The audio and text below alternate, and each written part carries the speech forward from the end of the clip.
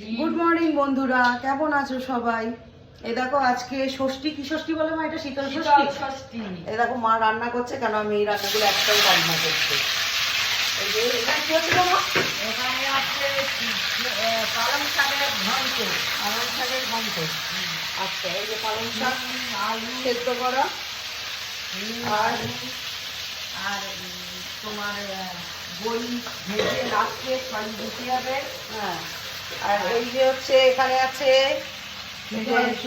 ডাল, ডাল, বিউলির ডাল, এখানে আছে বেগুন, হ্যাঁ, কড়াইশুঁটি, লঙ্কা, আলু, আর তোমার সেই চাটনি কই? চাটনি, ফুল আর টমেটো দিয়ে চাটনি। ফুল আর টমেটো দিয়ে চাটনি।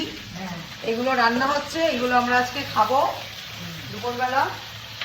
তোমরা কে কি করছো? আমরা এবার পায়েস করিনি, কেন পায়েস অনেকে খায় না।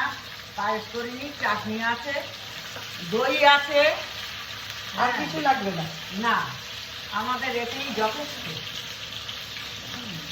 আর এই যে এই দুষ্টু বাচ্চাটা ওখানে দাঁড়িয়ে দাঁড়িয়ে দেখছে আমরা ব্লগ বানাচ্ছি। হ্যাঁ তার স্কুল আছে, সে এখন স্কুলে যাবে। হ্যাঁ, চলো আবার অন্য কোনো ভিডিওতে দেখা হবে। সবাই হ্যাঁ। ভালো থেকো, আর কে কি করছো সবাই জানিও। আমাদের ব্লগটা কেমন লাগলো, হ্যাঁ। শাশুড়ি বৌমার ব্লগ। হ্যাঁ, রান্না কমপ্লিট। পালং শাকের ঘন্টটা হলেই হয়ে যায়। ব্যাস।